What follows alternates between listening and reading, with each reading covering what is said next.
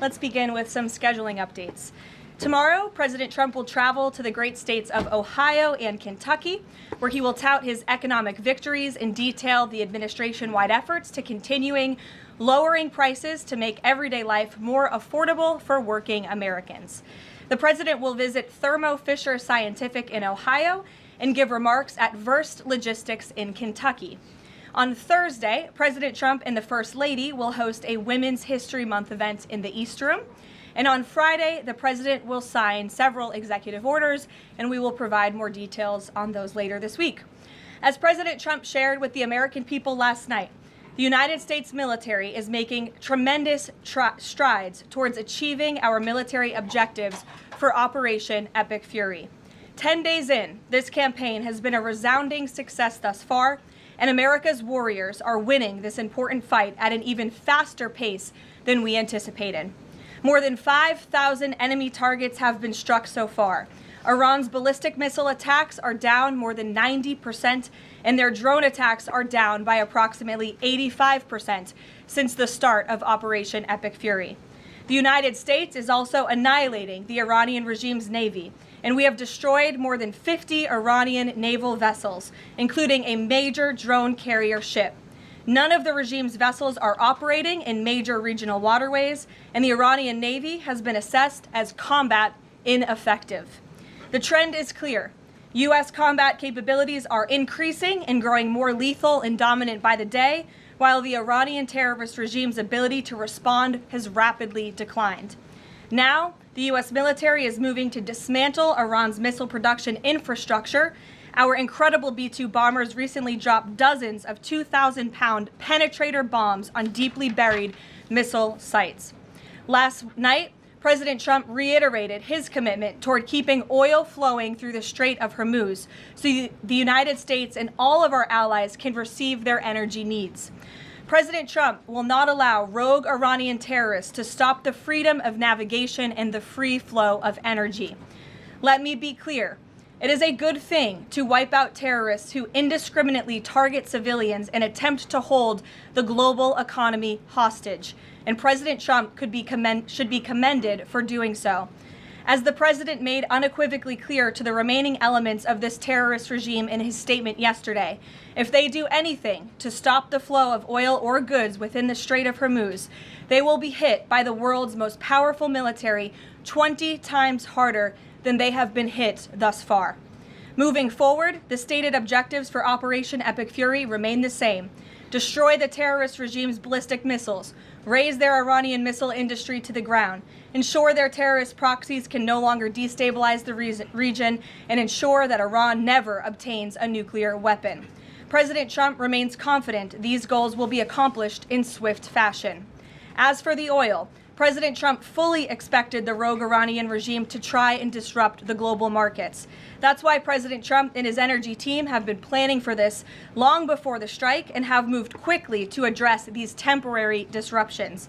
Thus far, the Trump administration has offered political risk insurance to tankers operating in the Gulf.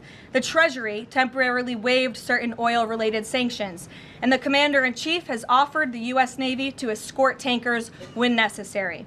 The president and his energy team are closely watching the markets, speaking with industry leaders, and the U.S. military is drawing up additional options following the president's directive to continue keeping the Strait of Hormuz open. I will not broadcast what those options look like, but just know the president is not afraid to use them. Rest assured to the American people, the recent increase in oil and gas prices is temporary, and this operation will result in lower gas prices in the long term. Once the national security objectives of Operation Epic Fury are fully achieved, Americans will see oil and gas prices drop rapidly, potentially even lower than they were prior to the start of the operation. And we will live in a world where Iran can no longer threaten the United States or our allies with a nuclear bomb. On another matter here at home, President Trump is urging Congress to pass the Save America Act, one of the most critical pieces of legislation in our nation's history. The Save America Act is overwhelmingly popular with all Americans because each provision is rooted in common sense. The Save America Act has 5 simple requirements as requested by the President of the United States. Number 1, Voters have to show ID to cast a ballot in an American election. Very simple. 90% of Americans, including more than 80% of Democrat voters, agree with this. Number 2, the Save America Act will require all voters to show proof of citizenship in order to register to vote in American elections. Again, this is popular and rooted in common sense. Only American citizens have the right to vote in American elections. But after Joe Biden and the Democrats allowed tens of millions of illegal aliens into our country, it's more important than ever to ensure that only American citizens are registering to vote on our nation's voter rolls, and Congress needs to pass this. Number 3, the Save America Act abolishes the incredibly unsecure practice of universal mail-in ballots, which throw the door wide open for fraud. Importantly, the Save America Act maintains exceptions for Americans to use mail-in ballots for illness, disability, military, or travel reasons. The bipartisan 2005 report of the Commission on Federal Election Reform, chaired by, of all people, former President Jimmy Carter and former Secretary of State James Baker, concluded that, quote, absentee ballots remain the largest source of potential voter fraud, and it is time for Congress to finally address this. Number 4, the Save America Act permanently bans men from competing in women's sports. President Trump signed a landmark executive order upholding the promise of Title IX and ending this dangerous and unfair practice. But now it's time for Congress to codify this into law. Number 5, the Save America Act bans transgender mutilation surgery for children. Again, President Trump signed a common sense executive order to do this and kept his promise to the American people, but now Congress needs to do the same and codify it. It's well past time for Democrats in Congress to stop perpetuating the radical and false claim that you can somehow change a child's sex. You cannot. Passing the Save America Act is the most important thing that Republicans and, frankly, Democrats can do to strengthen election integrity and protect our democracy. It's what the American people elected Republicans to do, and they must deliver on it as soon as possible. The president is calling on Congress to get the job done and send this historic piece of legislation to his desk immediately for signature. So with that today, I will take your questions. Benny, thank you for being here, and why don't you start us off? Thank you, Karoline. So my first question is actually about the Save America Act. So one of the biggest things that the Democrats are saying, the claims that they're making, is that the Save America Act, it would prevent married women from voting in elections or make it harder for them. What do you have to say to those claims? Is there any validity to them, and where do you think they're getting this from? There is zero validity to these claims, and I'm glad that you brought them up, because you have the Democrats who have created this myth, and it has been perpetuated, unfortunately, by many in the mainstream media. Let me be very clear. The Save America Act does not prohibit anyone from voting, with the exception of illegal aliens. And the greatest way to disenfranchise American citizens from voting in American elections is to allow illegal aliens to vote, which is what Democrats want to do. We see it taking place in Democrat jurisdictions at the state and local level across this country. So the Save America Act corrects that.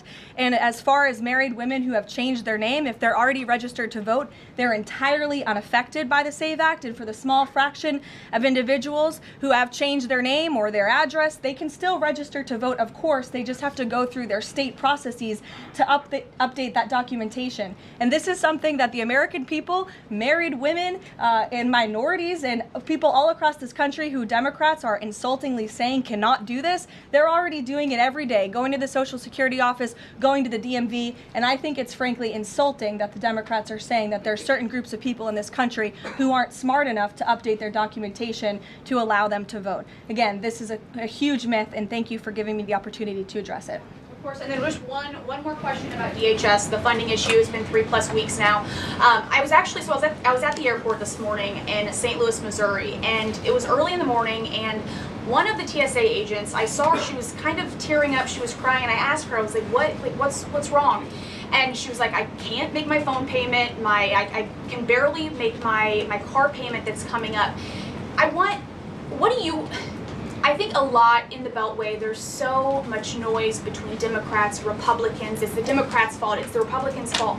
But what is the White House's message to the American people that are struggling because they're not getting that paycheck? It's take away the politics. What do you have to say to those people?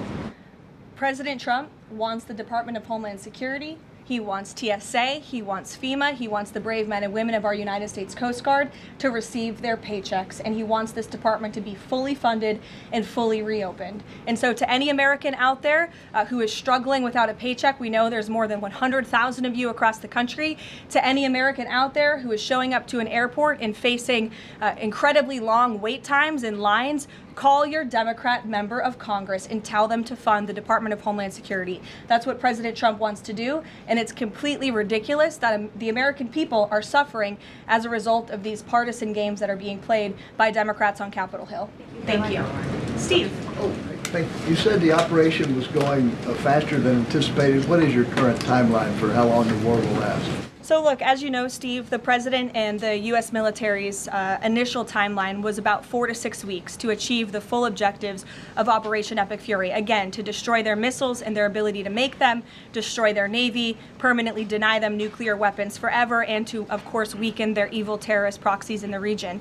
We know that the U.S. military and our brave warfighters are quickly and expeditiously executing these objectives well ahead of schedule, but ultimately the operations will end when the commander-in-chief determines the military objectives have been met, fully realized, and that Iran is in a position of complete and unconditional surrender, whether they say it or not. Does the president still want Iran's unconditional surrender?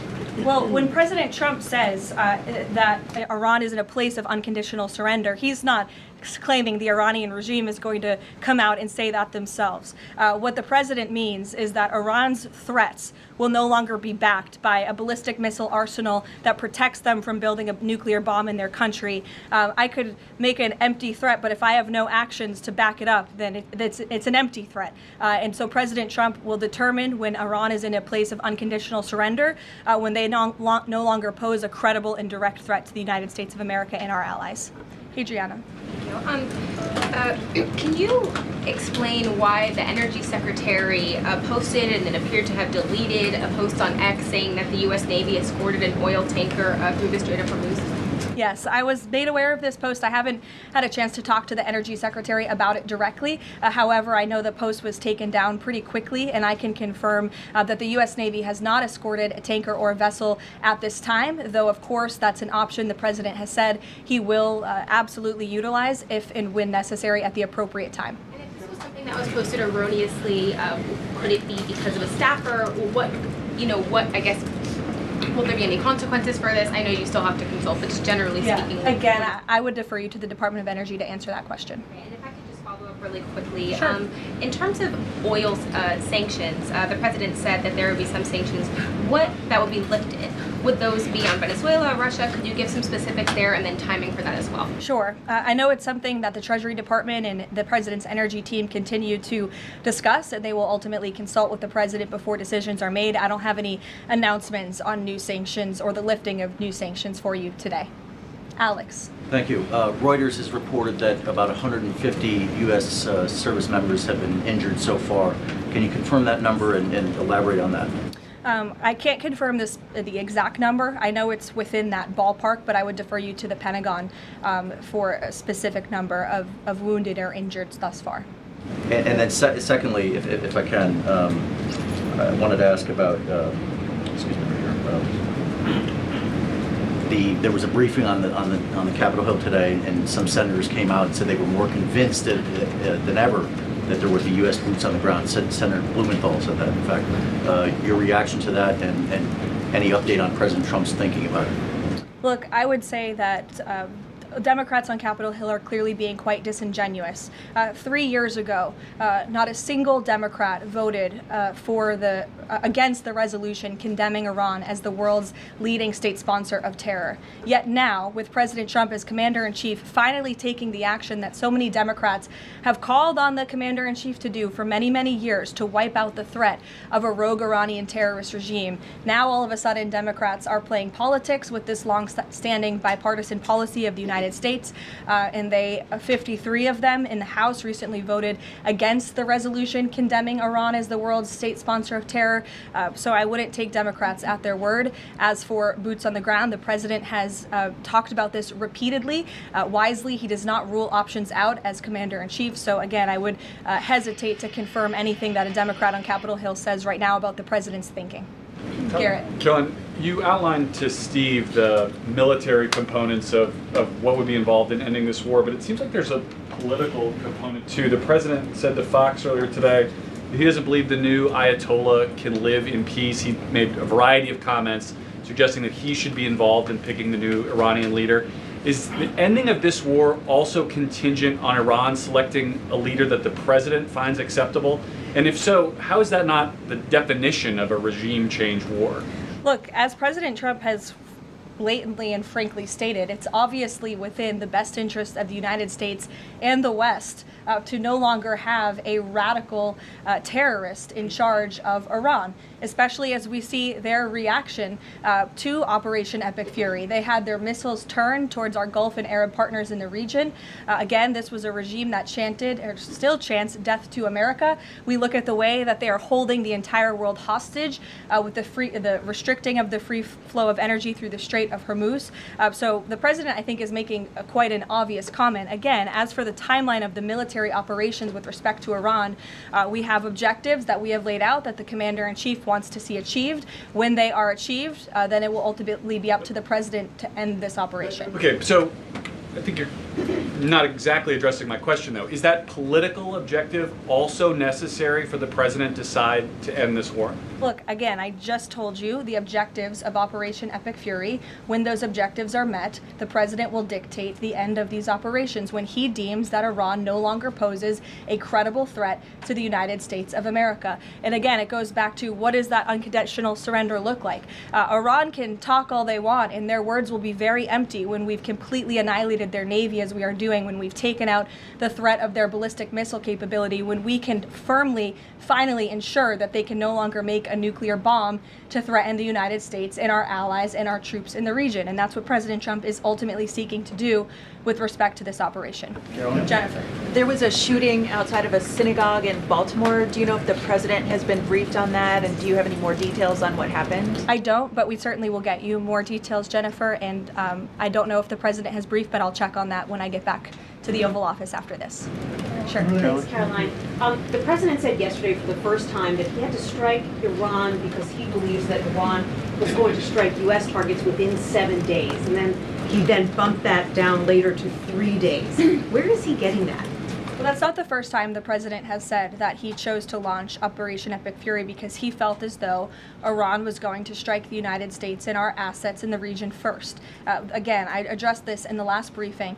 This was a feeling the president had based on facts provided to him by his top negotiators who had been engaged with the Iranian regime in a good faith effort. The Iranian regime was lying, deceiving the United States of America, clearly trying to continue their nuclear program to create a bomb that would, of course, threaten the United States of America. Again, their ballistic missile arsenal, they were rapidly and aggressively increasing that by the month to a place where they would essentially build immunity for themselves, where a future president or President Trump would not be able to launch this incredibly successful operation. And so the president, again, as I've reiterated and he has said, was not going to sit back and allow the Iranian regime to threaten or to attack the United States of America any longer. But there are no U.S. leaders or Israeli leaders who are making those same claims. So is he making this up to justify his decision to go to war now? The president is not making anything up, Nancy. He is looking at this every single day based on intelligence, based on facts, and based on intelligence that he himself and his negotiators have consumed based on their, again, negotiations with the rogue Iranian regime over the past year. And the president and his team tried in a good faith way to reach a diplomatic deal through peaceful means with the Iranian regime. And Iran chose this path to death and destruction. Iran wanted to attack the United States of America, and the president was not going to sit back and allow that to happen. He was not going to sit back and allow that to happen, and everyone in this room should be grateful for it. John. Thanks a lot, Caroline. Two questions for you. One has to do with a follow-up to your statement that you made at the beginning of the briefing regarding the Save America Act. Sure. Yesterday, the Senate Majority Leader John Thune spoke on the effort to potentially have a filibuster broken the rules for the filibuster, Brooke. And he said the votes aren't there, one, to nuke the filibuster, and the votes aren't there for a talking filibuster. He says that's the reality. What's your reaction to what Senator Leavitt said? Look, I think President Trump, the urgency behind his need to pass the Save America Act and his desire to get this country-saving legislation passed has been made quite clear. He wants all options on the table, and he wants the Senate to move as quickly as possible through whatever means necessary. And then secondly, just regarding the president's trip tomorrow, looking ahead, why Ohio and why Northern Kentucky? Well, why not? These are two great states with great Americans. Just wanted to know why they were chosen. Great states with great Americans. The president will be joined by lawmakers from both states who he greatly admires and respects and supports. And he'll be meeting with business owners in both of these places and talking about the economy, which is, of course, the utmost importance to him. Caroline. Thank you. Last week, the Energy Secretary issued a waiver for India to get oil, Russian oils, during this energy crisis. Yes. Have you spoken to President about it? What's the idea behind this? Have I spoken to the president about it? Yeah. Yes, I have spoken to the president about it.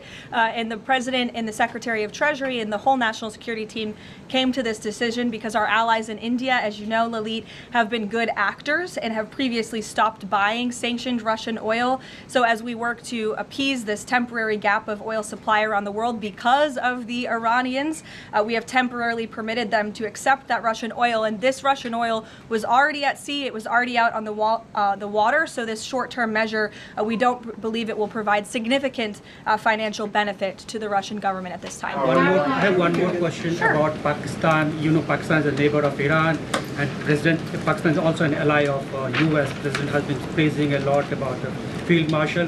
Is Pakistan providing any kind of support in this war against Iran? That I will have to check on with the Pentagon and get back to you. Sure.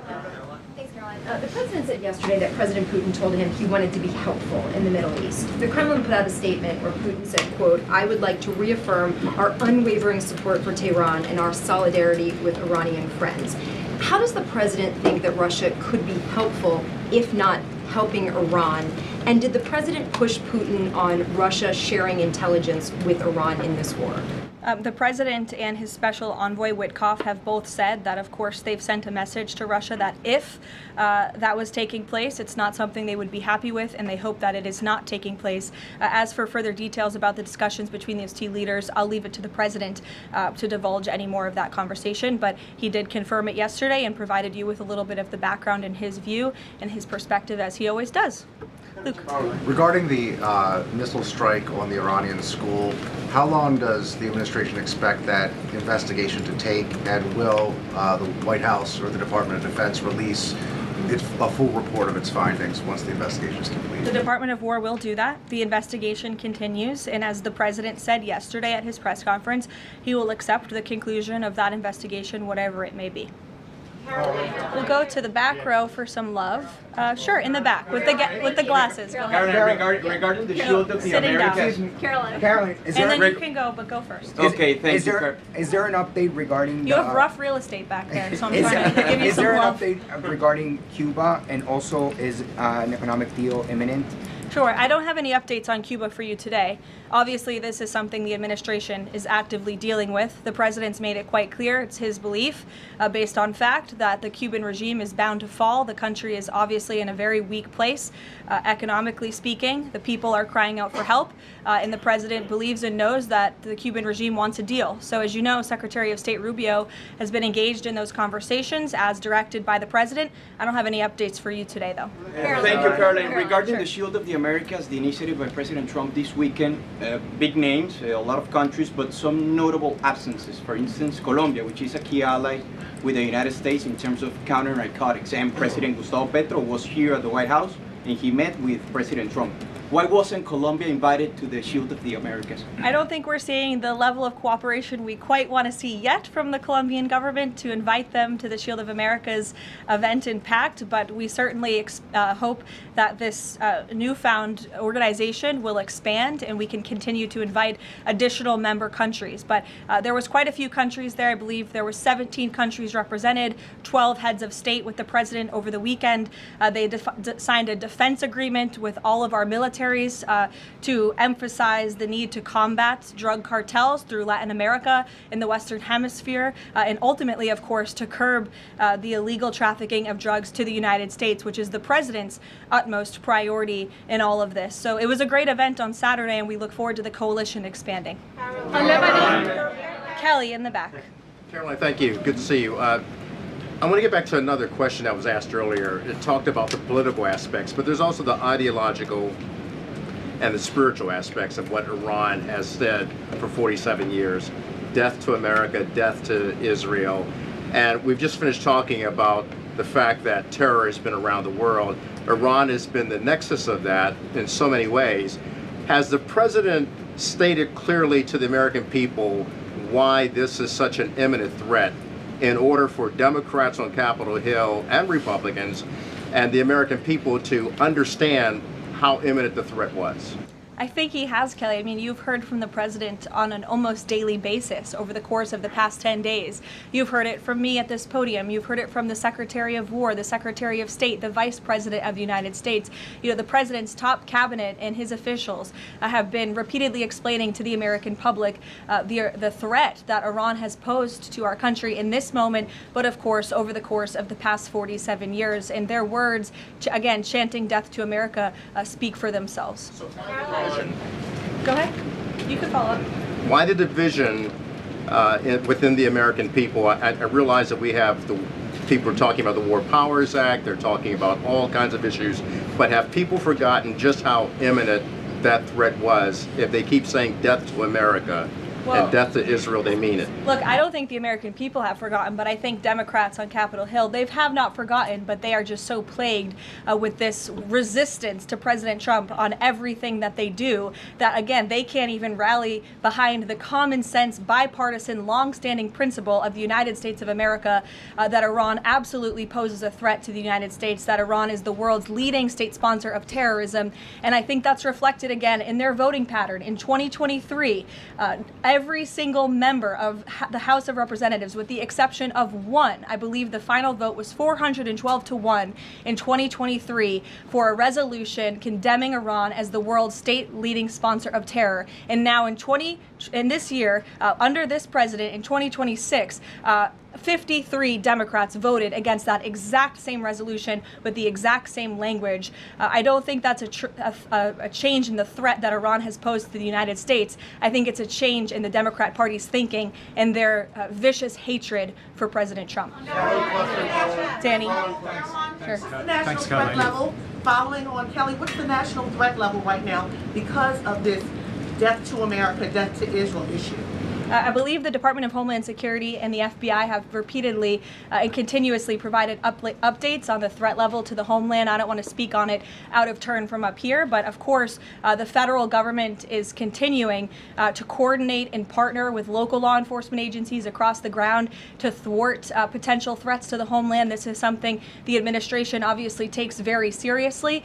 We are thwarting threats that, frankly, most Americans don't know about because they never make headlines, but that's the great work that the Department of Homeland Security is doing, and it emphasizes and underscores the point of why Democrats need to fund and reopen fully the Department of Homeland Security right now. Danny. On the Iranian school, why did President Trump say yesterday that Iran may have Tomahawk missiles when there are only 3 other U.S. allies plus the U.S. that have those missiles and therefore could... Look, again, as the president said yesterday, he will accept the conclusion of this investigation by the Department of War. I know there's been a lot of speculation in the media about who may be responsible for this. We're not going to get ahead of the Department of War and the conclusion of that investigation. The president has a right to share his opinions with the American public, but he has said he'll accept the conclusion of that investigation. And frankly, we're not going to be harassed by the New York Times, who's been putting out a lot of articles on this, making claims that have just not been verified by the Department of War, to quickly wrap up this investigation because the New York Times is calling on us to do so. Thank you. Thank you so much. Karoline, with the DHS currently under a partial Democrat shutdown, does the administration have any specific concerns about potential impact on Homeland Security or intelligence monitoring of sleeper cells inside the United States? And do you have any comment on the bombing, the two individuals that bombed New York City or tried to? Yeah, it was absolutely despicable to see that attack in New York City. I know the FBI is investigating, and the Department of Justice and SDNY have announced they are charging those two individuals and alleged terrorists, and I know they won't rest until justice is sought in this case. Daniel. Thank you, Caroline. Appreciate it. Millions of Americans are filing taxes for the first time since the president signed the One Big Beautiful Bill Act into law. New reports say that new IRS data says that the average federal tax refund is around $3,800, a little bit up from the last period of last year. Does the president believe that the average federal tax refund increasing this year could provide a little bit more economic growth, something that he's been very focused on as the year progresses? Absolutely, and Americans are going to start benefiting from the fruits of President Trump and Republicans' labor through the passage of the One Big Beautiful Bill and these historic tax cuts. We are midway through tax season, so just to provide an update from the Treasury Department that just went out moments ago, nearly 63.5 million tax returns have been processed thus far, 45% of the anticipated total number of tax returns by April 15th, so don't forget to file your taxes, people. And the average refund this year is more than $3,700. And we know that more than 27.5 million individuals who have filed their tax returns thus far have claimed at least one of President Trump's new tax cuts. Over 3.5 million returns have claimed no tax on tips. Over 15.5 million returns have claimed no tax on overtime. Over 9.2 million returns have claimed the enhanced deduction for seniors. And over 690,000 returns have claimed no tax on car loan interest. And another amazing statistic, nearly 3.5 million Trump accounts have been opened for children in our country thus far. So we look forward to, I know the Treasury Department continues to look forward to seeing these checks go out the door and into the pockets of hardworking Americans, and the president will be meeting with them himself tomorrow on the road in both Ohio and Kentucky, and we look forward to seeing you all there. Thank you, guys. Thank you, Caroline and Kara.